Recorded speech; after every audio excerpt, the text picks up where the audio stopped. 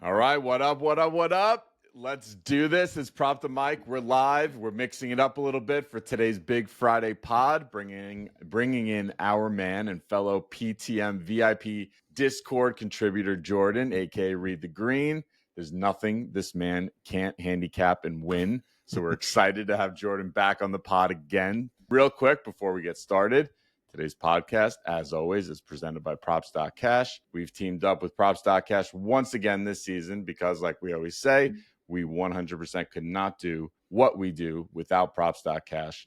So if you think you're ready to level up your prop betting game, use code PTM at sign up to get 25% off your first month. Also, one more little shout out to the PTM Discord where you can get all of our VIP picks by joining today using the same PTM discount code. I don't know if you guys noticed or not, I'm wearing the same backwards Raiders hat as the last pod because after a night where we went 10-2, I'm really going to call it 10-1 because I don't count nonsense unders like the Geno play that Dave gave out. But after a night like that, sometimes superstition, you gotta stick with what works. So that's why you're seeing the hat again. What's up, boys?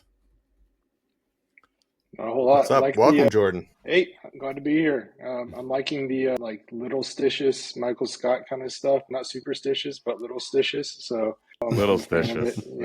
Yep. Gotta do what you gotta do. Yeah. Thursday Night Football was awesome. It was and honestly, the last garbage time drive really swung everything in our favor. We had a bunch of plays that we were just hanging on to. We needed a couple catches from Lockett. We needed a couple yards from Kenneth Walker, and it all panned out. We ended up sweeping our picks, and then, like Tom said, we nailed 10 picks on the Thursday night pod. So we're looking to do the same tonight in today's pod. Can we do that, guys? We're gonna try our best. Sure, we're gonna try our best. All right, so let's dive into this. We got a big slate on Sunday. I think we're gonna hit about 6 games, and then for the rest of the games, we'll dive into the Discord for those picks. But let's just start out in the morning, right? We got another London game. I actually forgot last week that the Jets game was a morning game, and I just started seeing people posting about the plays cashing. So I'm well aware now of the time of this Jacksonville-Chicago game. Jacksonville's 1-4, Chicago's 3-2. Jacksonville at home, -1. Totals 44.5. Some good matchup opportunities in this game.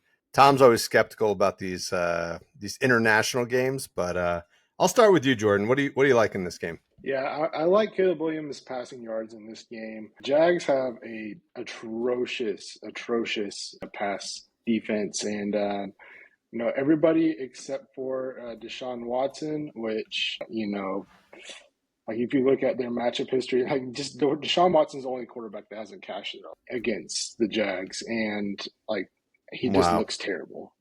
So we've got 3 guys who've actually passed for over 300 yards, over even 325.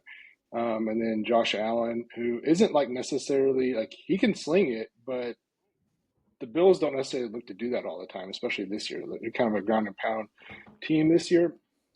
So I really think that Caleb's got a great matchup in this game against Jacksonville, and I think he's kind of starting to put together a couple of good games. Had a game of 2 games of over 300 yards this year already. So I like Caleb this game to cash his pass yard line. Yeah, it's a top matchup for quarterbacks. And like you said, the recency here is nice. Let's just dismiss the guy's first 2 games in the NFL. But 2 out of the last 3 weeks, he's had over 300 passing yards. And then if you look at the defense against the opponents against Jacksonville, Flacco last week 359 and Stroud 345. So 240 seems like a great number, and maybe we even ladder that up. I could see him putting up 300 in this game. Yep. I grabbed this line earlier in the week. I got it at 234. So I'm liking that number a lot. 6 yards is a nice little cushion. So yeah, I really like him to potentially, like you said, even get 300 yards in this game. All right, beautiful. Tom, you got anything for this game? Yeah, it's actually a little pivot off of the passing yards for Williams. I was looking at his completions. So then actually even Deshaun Watson cleared his line. Every quarterback to face Jacksonville has cleared their completion line, or has cleared at least 21 and a half completions, and I think they've all cleared whatever their line was. Yeah, you can see 5 check marks there. Yep. The reason I like this, Jacksonville is allowing the 5th most passing attempts, 37.2 per game, the 4th most completions, 25.8 per game. They have the 8th lowest quarterback pressure rate. So he should have, the rookie quarterback should have some time to throw the ball, even despite playing behind not the best offensive line. And then if you look at the wide receivers, I've been paying attention this season more so than I have in seasons past to catch rates. So I look at like receptions per catchable target, and I look at receptions per target. Wide receivers against Jacksonville. Jacksonville is like secondary is allowing the 4th highest catch rate. 71% of targets of targeted wide receivers catch the ball. Just for some perspective on where that number sits, the highest rate in the league, or whatever, the worst rate in the league, I guess you would say, is Atlanta. 75% of their targets get caught by their opponent. And then that is actually my New York Jets, only 51.3%. So you have a nice matchup there in terms of both quarterback attempts and then the guys he's going to be throwing it to. Not great defense on the Jacksonville side. So I think both of these are great. I looked at his passing yards too, but I like the completions here as well. Yeah, absolutely. The question is, he's obviously, if he's putting up 240 plus yards, like which of these receivers should we be attacking as well? Yeah. DeAndre Swift is an interesting one, not necessarily a receiver, but if you look at his receiving yards, despite his, if we look at his rushing yards, he's kind of had like an up and down season, or really kind of like a slow start like Williams, and then 2 good last weeks rushing wise. But receiving wise, he's cleared his line of 21 and a half in each of the last 4 games. And this is a phenomenal spot for running backs against Jacksonville. I think they're the Jacksonville gives up the 2nd most receiving yards to opposing running backs. We can look at some of the comps here. You got Trey Sherman at 25, Tyler Goodson at 31, pretty unnamed guys. James Cook at 48, and then A-Chain week 1 at 76. So you got some good numbers there. I think Swift might be a good option for receiving yards here. What do you guys think? Yeah, that was another play that I was on. I actually got it. It's gone up quite a bit. I got it earlier in the week at 17 and a half. Yeah. Ooh. Obviously, you can see he's cleared it in 4 straight games, averaging 41.3 over those games. Running backs against Jacksonville, yeah, number 3 in targets, number 2 in receptions. And sorry, I was just checking on making sure our stream was working here. I don't know if you went over the running back comps. Yes, Dave? I did. Yeah, okay. So, yeah, love that play. Yeah, and you still get it for 20 and a half on FanDuel, or you can head to the DFS sites and still get it for 18 and a half. So I think it's a good value there. Jordan, anything else in this game? I don't have anything official. I was looking at Odunze's receiving yards, but I don't know if I'm running anything official on him. Really just like the Caleb Williams play. There's 3 good receivers in Chicago, so just I'm just chalking it up to Caleb being able to get at least one of these guys going, if not all 3. Yeah, I'm a big fan of putting max 2 units on the first game of the day. Probably even 1 unit. Just get out there, build up a little bit of bankroll for the afternoon. Don't go too crazy because there's a lot of unknown variables, right? Playing abroad. So, all right, let's keep moving. Next game, let's talk about Washington at Baltimore. Washington surprisingly is 4-1 on the season. I have a bunch of friends who are Commanders fans dating all the way back to the Redskins days, and they are feeling really good about themselves. They're talking Super Bowl. They're talking Daniels MVP. This is all about to come crashing down on them. I think they've got a legit team this year, but I'm not sure they've played anybody like Baltimore yet. Baltimore's 3-2 on the season. Baltimore is -7 at home. Total is nice in this one, 51.5. Jordan, what do you like in this one? Yeah, I think I gotta go with Derrick Henry here. I'm loving King Henry this year. He's been getting fed a lot more. First game he got fed just a little bit, and I think Baltimore's kind of realized like, hey, this ground and pound style that we used to run works really well, especially when we have someone of the caliber of Derrick Henry. I got this line at 82.5, his rushing yards. I absolutely love him. Washington looks terrible this year against the run. If you look at their matchup history, Drum Ford hit his line last week. James Conner ran all over them, over 100 yards. Chase Brown and Zach Moss combined for 100 yards. Singletary, 95 yards. You just looking down the list, and you're like, man, running backs have gashed them. And I don't think any of those guys are the caliber of Derrick Henry, to be honest with you. So I love him to hit his rushing yards line. I also like him to hit his rush long prop. So his long rush prop I got it at over 16.5. This year he's hit it the last 4 games, absolutely smashing that line. So really like that look as well. And yeah, I just think he's in the smash spot this week. Yeah, I almost like when the prop is all the way up at 80 something yards. I almost like playing the longest rush better than the total rushing yards. Like if in order for Derrick Henry to get up that high, he's probably going to need a 20-yard rush is my guess.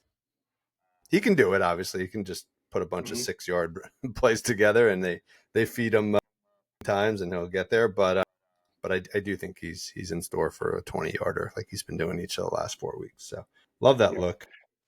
Yeah, last night I played Jordan Mason, his long rush prop for like a half unit, and he cashed that, but he didn't cash his rushing yards on because of the injury. So it is a lot safer at times to have those kinds of props that you're running like a long rush. So I agree with you on that. Safer until he rips a 17-yarder and gets tackled, and you're like, standing up at the TV screen waiting to see if they spot it at the 18-yard mark or the 17-yard mark.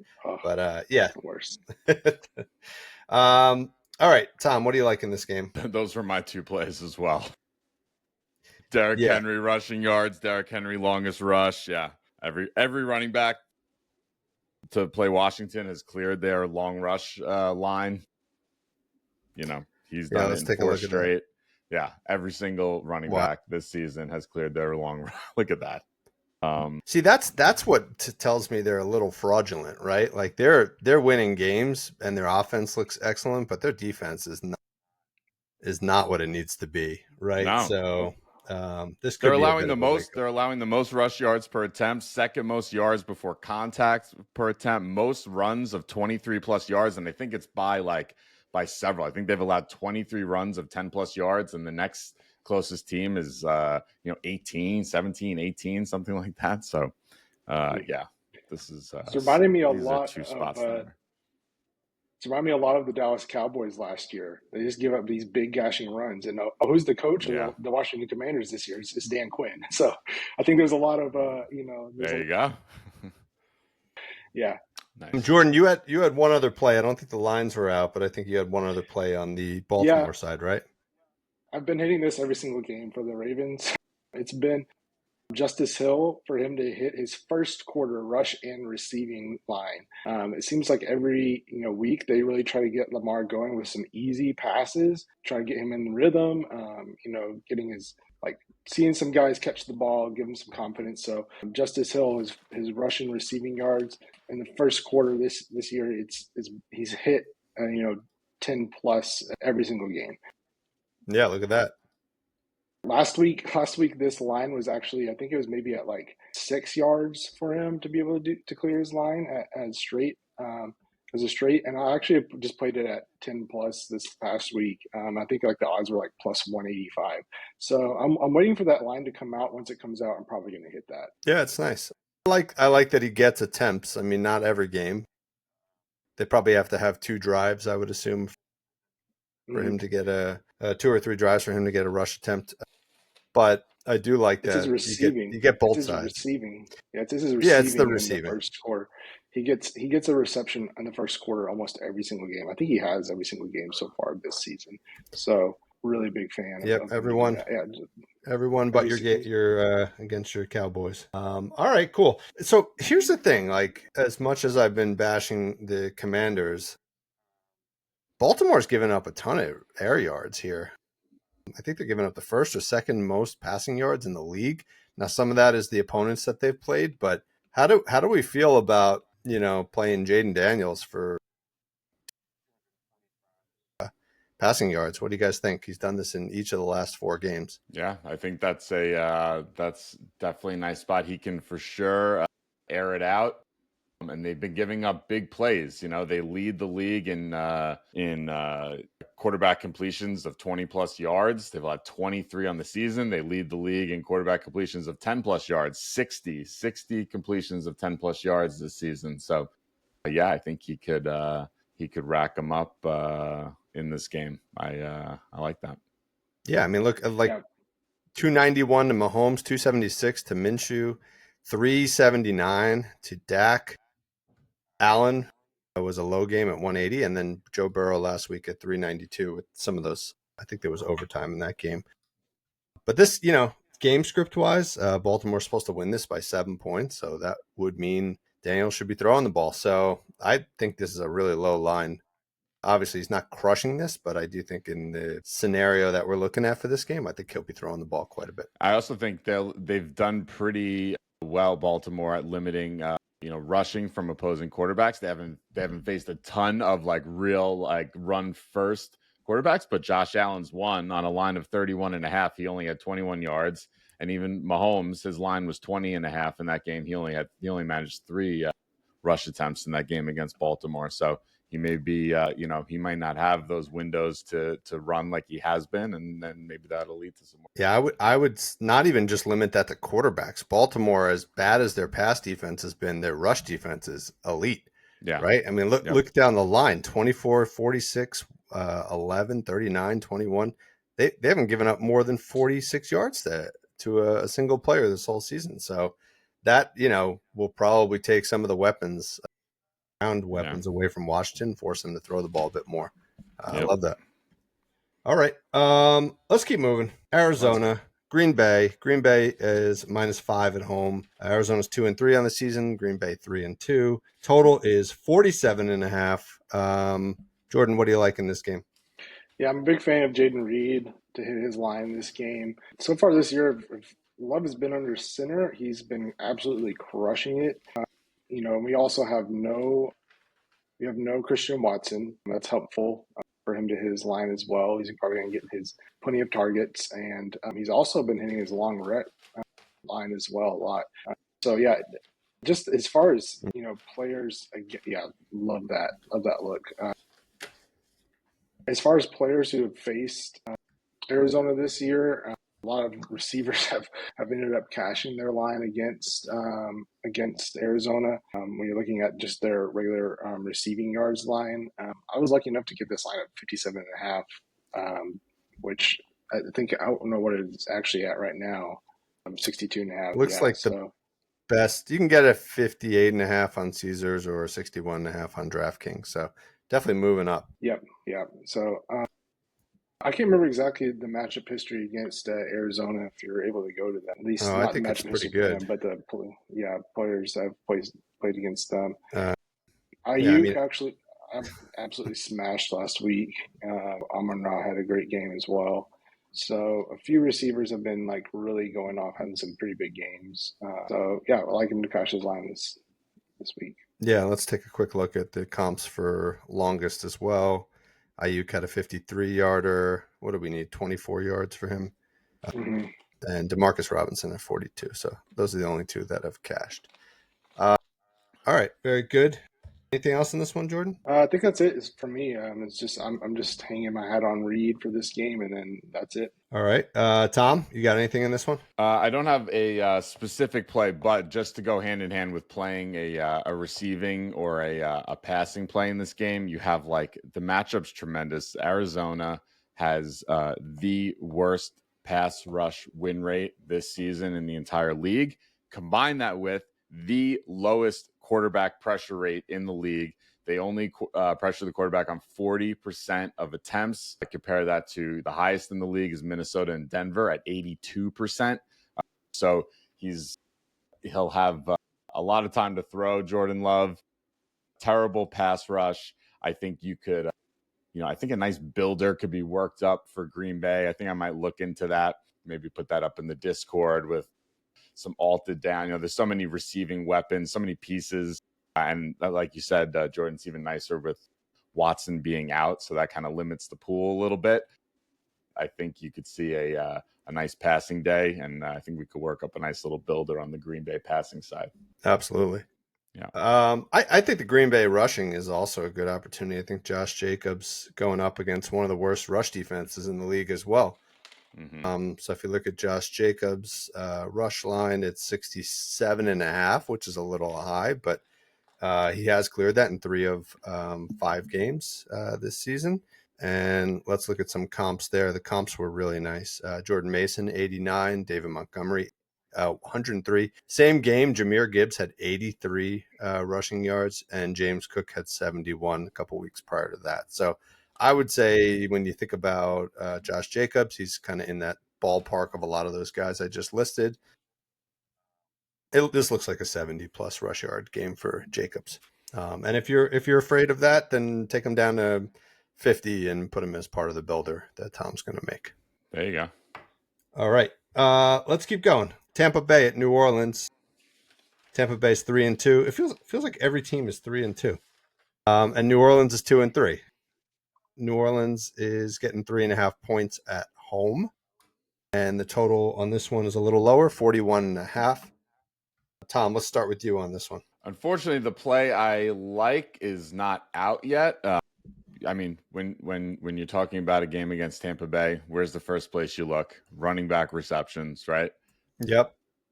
I believe Jordan was on that as well. Yeah, and you have one of the best in the business to do. Oh, it looks like it's out now. Looks like we got some lines out now. Well, all right, let's figure it out live. Yeah, there we go. 33.5 receiving yards for Kamara. 4 straight games he's gone over this line. Just to reiterate why this is such a good matchup, running backs against Tampa Bay, 4th most targets at 7.2 per game, 3rd most receptions at 6.4, 3rd most receiving yards at 54.5. This is a big one. They've allowed the most yards after catch to running backs at 22 yards per catch. Next on that list is Vegas at 15.8. So there's a huge difference there in their ability to bring these running backs down once they've gotten the ball. So I think he had 8 and 9 targets the last 2 weeks. Yeah, I the only counter argument is Derek Carr's out of this game, and you got I believe he's a rookie. Spencer Rattler will be starting the game, but you could look at that. More reason, right? Yeah, you could look at that as a negative, or you can. I do think there was something on ESPN or one of the clips about Rattler, kind of really implying he was going to feed Olave a lot in this game. But still, it's like the safest thing to do as a rookie quarterback or inexperienced quarterback is to go to your running backs and go to your tight ends, right? So I think we'll see plenty of volume to both Olave and Kamara. He had to say that after someone from Olave's family or friends complained about the lack of looks he was seeing last week. So I think he was required to say. No, that was me. I think I was the one complaining because we had him as part of a builder, and he got like 3 targets in the whole game or something. All right, cool. I think that's a great look. Like I said, Jordan, I think was on that as well. Jordan, You also have a play on the Tampa Bay side. What do you like over there? Yeah. Real quick with the Kamara play, I love it with someone who's a rookie quarterback coming in. I was more looking at the receptions line just because I think there's going to be a lot of checkdowns But yeah, this Tampa Bay defense has given up a lot of receptions to running backs. So I'm not sure what that line's going to come out as. If there's even any odds out, but there are. But no, not yet. Yeah, I think it'll come out probably right around there, 5, probably 4.5. Either receptions or yards. I love that play. As far as on the Tampa Bay side, I was looking at Godwin, his receiving yards. If you watched this last primetime game that the Chiefs had against New Orleans, Juju Smith-Schuster had a throwback game. it was kind of funny. I was like, was this the 2018, Kansas City Chiefs or something? Looking at the box score, because you see, like, Kareem Hunt had a huge game, and then also had a huge game from Juju. So if you look at And like Jody, slot don't forget receivers, Jody Fortson, right? Jody Fortson was Tom. Tom was all over Jody That's my Fortson. man. That was a throwback as well. yep, Jody got got his receiving line as well. So yeah, just looking at the history here with receivers versus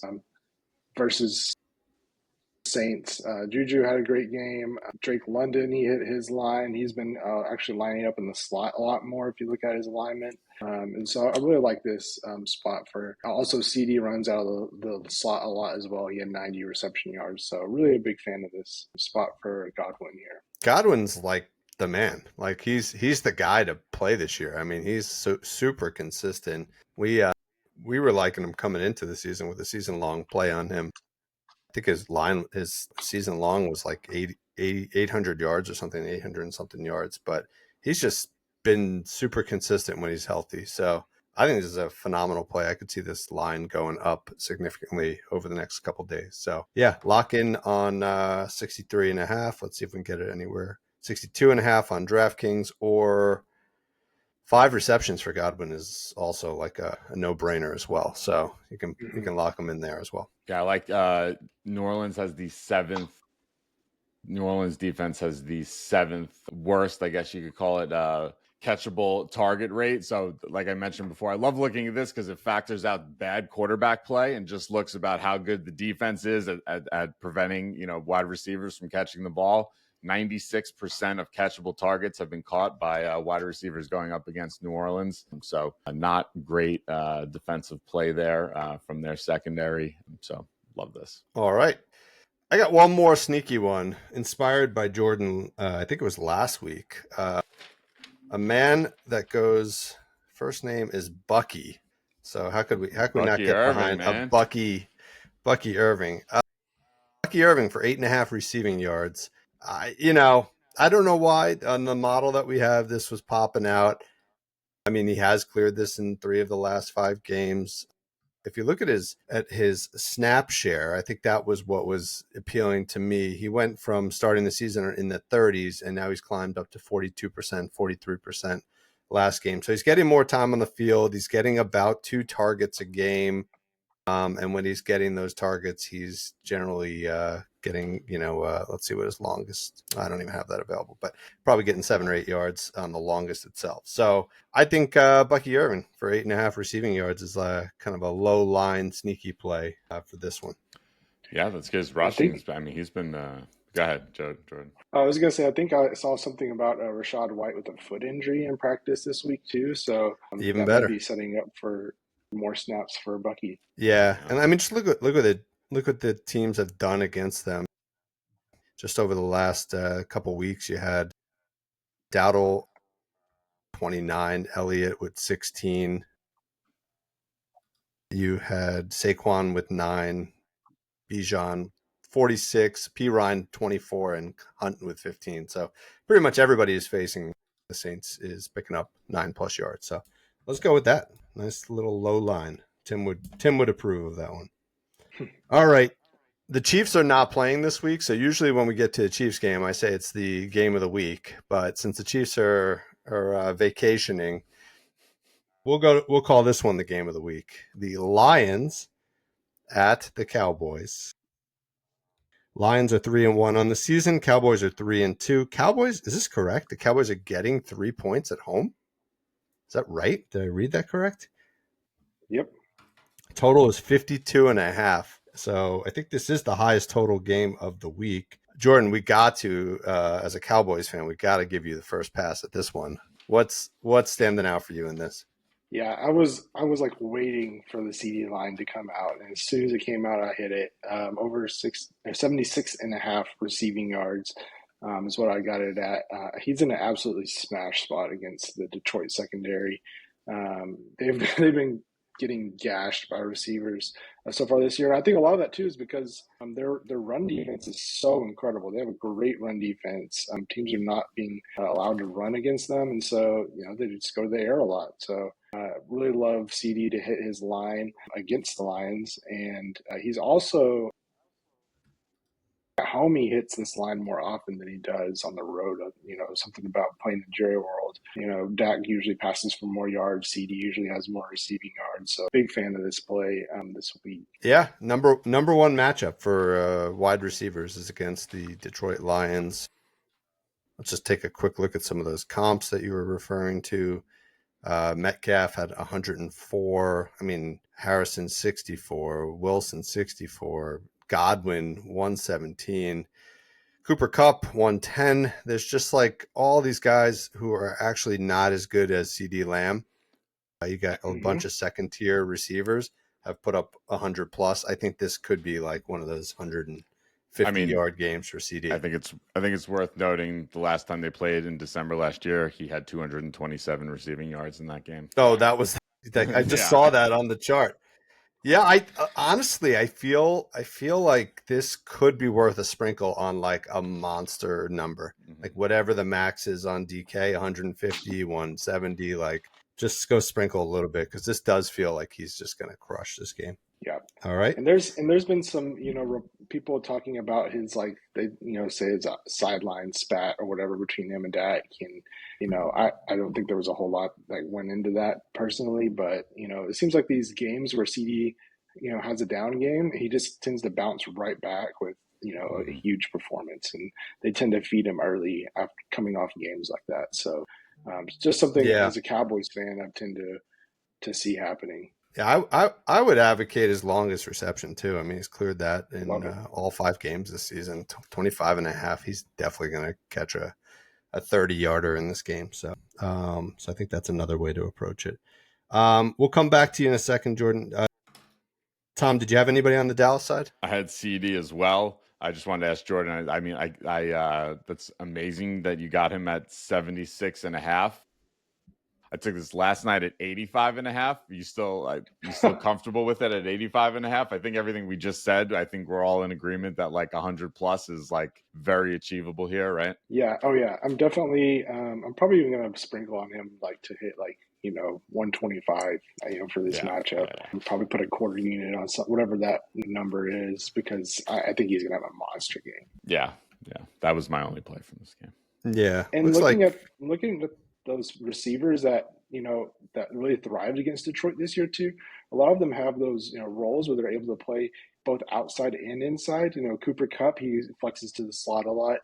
We see Seattle's actually been doing that more with DK this year, not just putting him at X, but also getting him some snaps in the slot. And then I can't remember who the other receiver was. Godwin plays that a lot out of the slot. So I think that they're really going to attack the Lions secondary through moving CD around, getting him at X, getting him in the slot, getting the flanker. So I think he's going to just thrive against this team. Yep. Sounds about right. All right. Let's talk about the Detroit side. As biased as you may be in this game, Jordan, you did have a play on 2 plays on the Detroit side. Same player. Who do you like? I love Jameson Williams. He's been getting fed a lot more. It seems like the Lions are very adamant about getting him involved this year. And, 3 of the 4 games this year, he's hit his receiving line. He's actually smashed that receiving line. So I got it at 43.5 at FanDuel. And then the Cowboys secondary is a little overrated. I would ignore the Pittsburgh game because I don't know what's going on with George Pickens and, that organization just with the receiver standpoint. But I really like Jameson Williams to get involved here, not only just to hit his receiving yards, but if you look at his long reception, he is actually like completely smashed. Whoa. Yeah, looking at the history, when you were scrolling over there, the odds versus the Cowboys and seeing players have done well, Malik Neighbors did well, and Wan'Dale Robinson did well.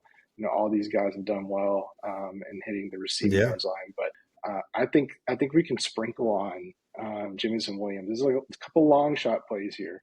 But I saw on Bet365, you can take his long reception milestones is what it's under. 40 plus long reception is plus 525. And for him to have a 50 plus yard long reception is plus 1100. And he's done that in 3 of 4 games this year. So I'm not saying that's going to, like I said, don't put a lot on that. It's a little sprinkle play, but I think it would be a lot of fun to watch that game and see if he can just break one open.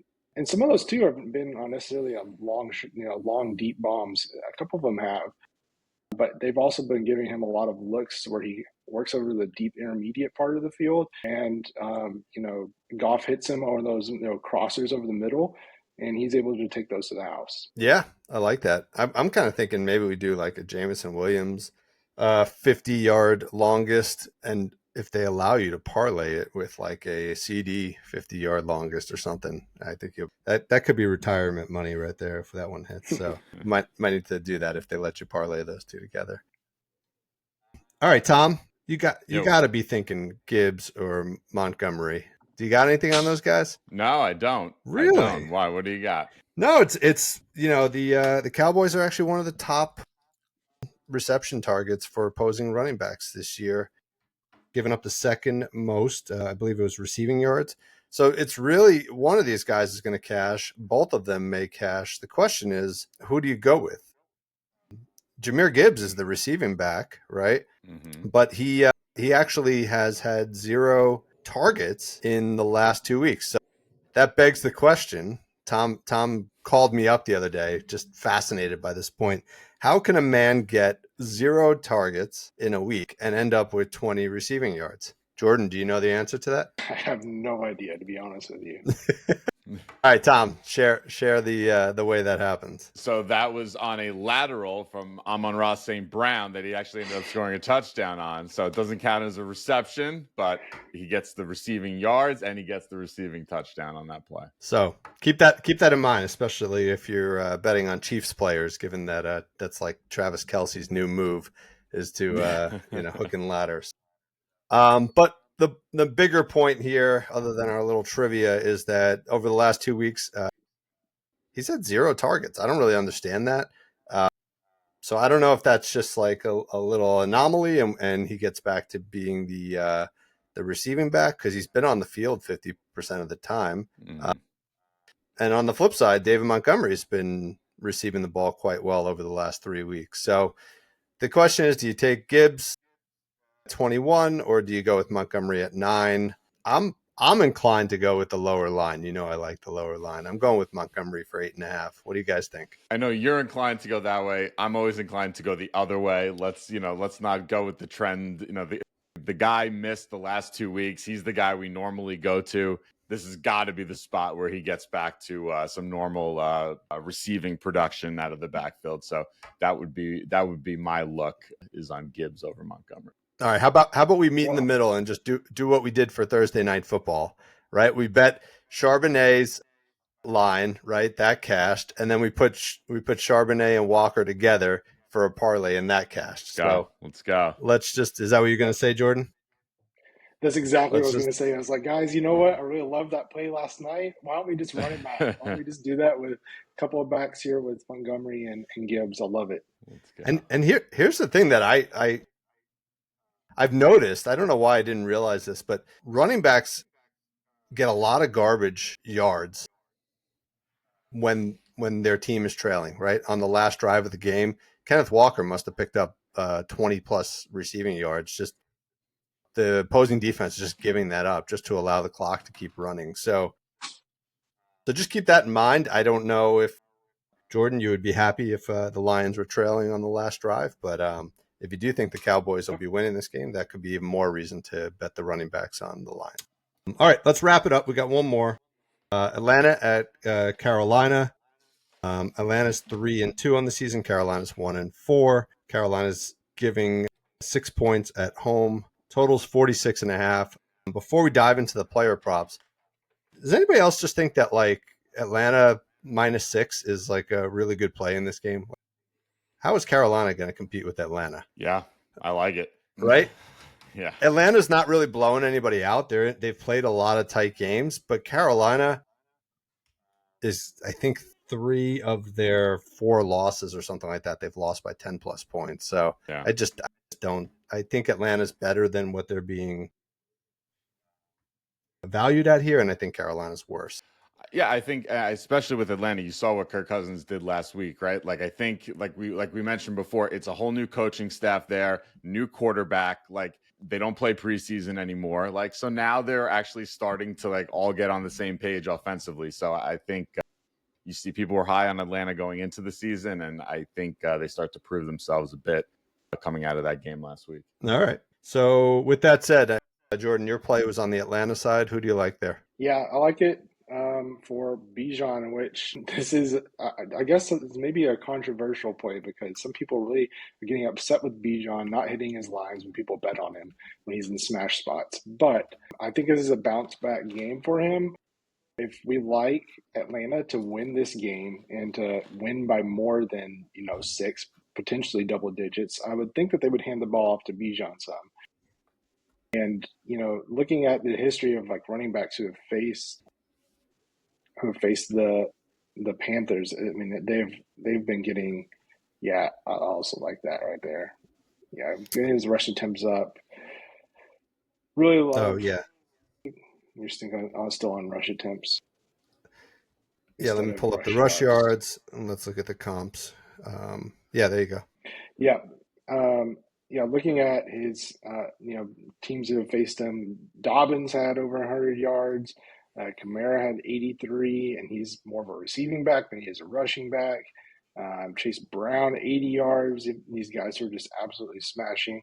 DeAndre Swift, who I don't think is great of a running back. He's more of a receiving back as well. He had 73. Really like this spot for Bijan. I think that they're going to feed him, get him back involved in this, you know, this team's offensive plan because he has been a little bit uninvolved. And I think that having Bijan as a threat to run the ball also opens up play action for Kirk Cousins, which he really does well off of. I think he's actually a big key for this offense to run efficiently and play well. Yeah, it's hard to argue that. I was just pulling up the games.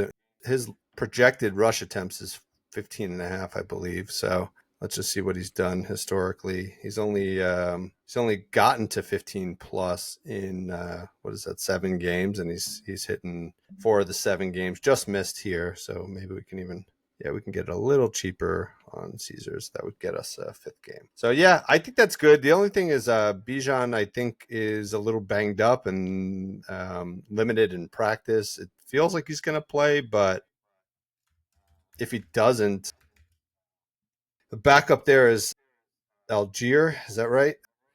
Yep. And I think he could also be a really good option in this game. He's projected for 9.5 rush attempts, which is a lot for a backup. Yeah. And you could see he hasn't even gotten that, which kind of implies that maybe Bijan won't get the full share. But if you look at his games, look at his rushing yards in games where he's had 9+ rush attempts, that's a pretty that's a pretty compelling story right there. He's cleared in 23 of his last 25. So depending on the news and what you read about Bijan, or if you're just not comfortable about getting burned by Bijan over and over again, maybe Algier is another way to attack this one. Yeah, I like that. All right, Tom, what do you got? Anything in this one? Kyle Pitts? Yeah. No, we're staying away from Kyle Pitts, but I do like the receiving game here. So I was talking before about catchable target rate. The Carolina defense has actually allowed 100% every single catchable target to a wide receiver has been caught this season. So they are having trouble defending in the secondary. They're allowing 13.6 yards per reception. So going back to the guy who had the monster week last week, Drake London, over 65.5 receiving yards. Just look at his targets each week. It's just I pointed this out last week, and the staircase just continues to go up and up and up every single week. If you look at the like wide receiver ones to play Carolina, DJ Moore 105 yards on 5 receptions, Jamar Chase 85 yards on only 3 receptions, Trey Tucker 96 yards, 7 receptions, and then Rashid Shaheed 73 yards on only 3 receptions. Like I mentioned, Carolina's allowing 13.6 yards per reception. So if we just use that average, Drake London would only need 5 receptions to clear this line. Look at how many targets he's been getting. I think he's money for 5 receptions in this spot. So I like the over here. A ladder up on Drake London seems like it could be a good spot as well, considering Carolina's defense. Nice. What do you think, Jordan? Yeah, I really like his receptions line. He's been getting peppered with targets. I think I mentioned earlier that they moved him to the slot more. He's been running out of slot, and it's actually been opening up a lot of looks for him. Mooney's a burner, and so they're able to allow Mooney to kind of like, some people call it the sacrificial X receiver, run some plays deep, and that opens stuff up down or underneath for like London. So I like Mooney's receptions yards as well, but I love London's receptions. Yeah. So does appear to be Mooney's the deep ball guy, right? He's cleared his longest reception in 4 of the last. So I think both of them will sail over their lines. They were both my plays. Mooney was the other guy I had here. He's gone over in 4 straight games. He had 16 targets last week. Wow. 16 targets in that game last week. 9 receptions. On top of, and how many did London have? London had 13 or something like that. So London had 13 targets and 12 the week before. So yeah. So these guys, these are the guys Cousins loves to go to against a defense that he should just be able to pick apart. I like both of these guys to go over. They both, I think it's worth noting, they both went over 100 yards last week. A parlay of 100 and 100 again would probably be pretty nice. Wow. All right. I think that's the 6, Tom. That's it. All right. That's the 6 what? 6 games. We're done. That's it. We're done. All right. All right. Nice work today. Jordan, thanks for coming on, as always. Yeah. And we'll get these up in the Discord. I think there'll be a few more waiting for some more lines to come out. So join us in the Discord and get the rest of the picks as the weekend goes on. And hope you guys enjoy the games. There's some nice ones this weekend, and let's all make some money.